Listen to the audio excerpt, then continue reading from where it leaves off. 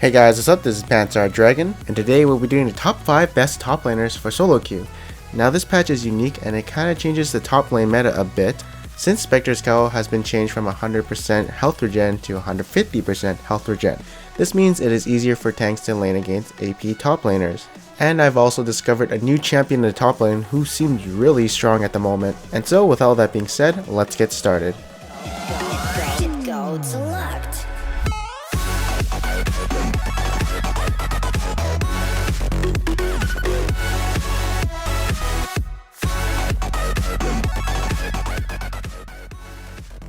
Alright, so at number 5 we do have Riven still, and again, very snowbally champion, can easily take over the lane when she gets ahead, and she does have great mobility with her Q and E, which makes her a really good split pusher and roamer. And of course, in long sustained team fights, she's really good as she does have that shield and a lot of CC to output, and if she has flash, then she can hop into carries and kill them. The only con about her is that, well, she's kinda meant to snowball, because if she really doesn't, then in teamfight she's gonna be really easy to kill, she doesn't have the damage to take out the squishies, and she's just not gonna be that useful. But I have seen hard carries from Riven players, and people who get the Master and Challenger by playing Riven, so she's definitely a really strong champion if you know how to play her. Next up we do have Lissandra at number 4. So like I said previously, tanks do have a better time with Lissandra, as they do get more health regen with the Spectre's Cowl. But she is still good because she has the utility coming from her ultimate to lock people down, she has a zoning potential if she uses the ult on herself plus having Zhonya's and another round of spells to unleash on the enemies. She does have a lot of damage since all of her spells do deal damage.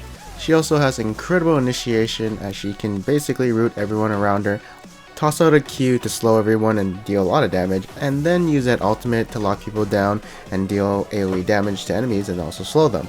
But now if no one died when she used her combo and all of the enemies are still alive, you probably lost that fight since Lissandra has really great burst. But if the teamfight hasn't gone her way when she has used all her spells, well, her cooldowns are pretty long except her Q, so she might be in a pickle.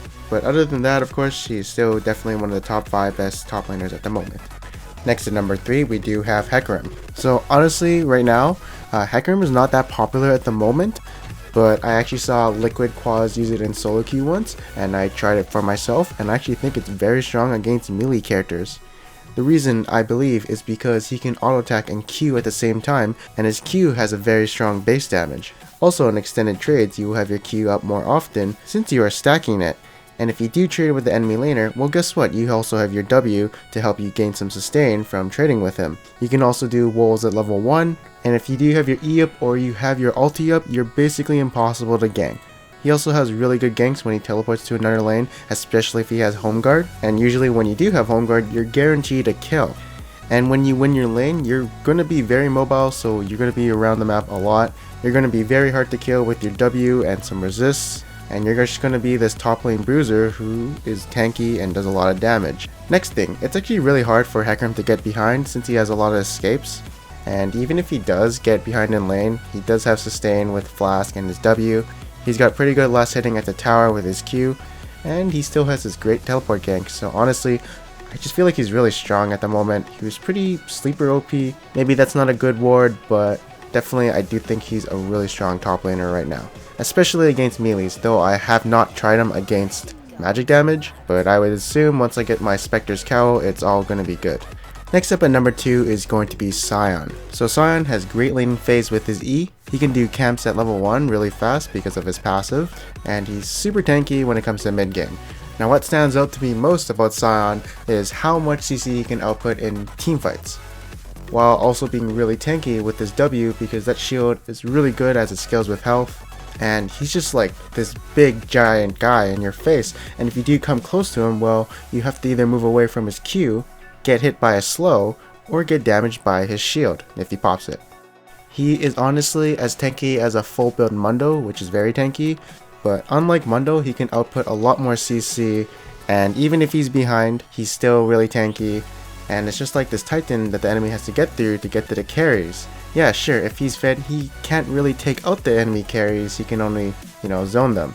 But if your team can handle the divers while you zone out 3 other people, then you'll probably win it as it's like a 2v4 in your back line, and then you're there 1v3ing their back line too, or, trying to peel for your team and kiting around.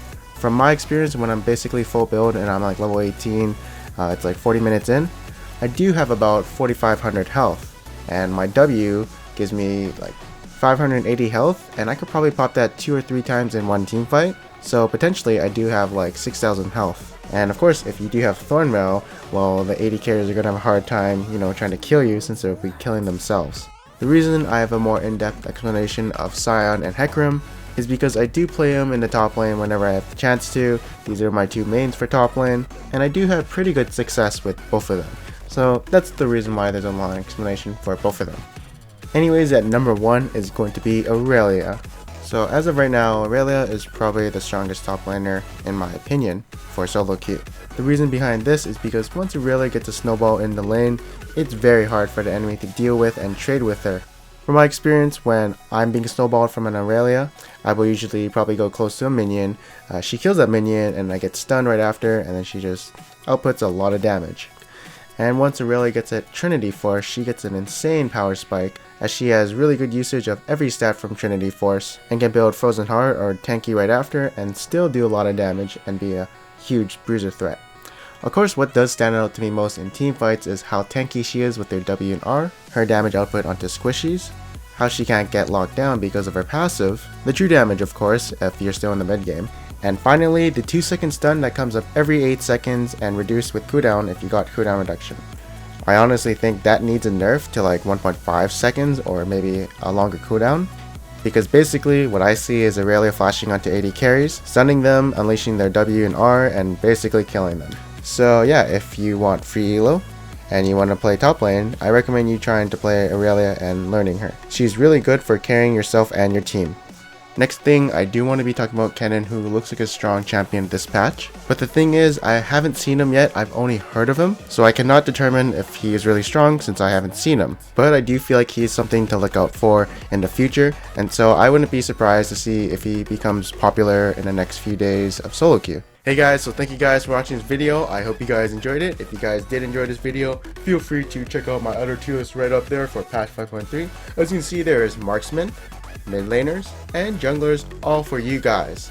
If you guys did enjoy the information and insight that I gave, feel free to subscribe right over there. It's free, it's easy, and it's one click away, so why not? Anyways, thank you guys again for watching this video. I hope you guys enjoyed it, and I'll see you guys next time.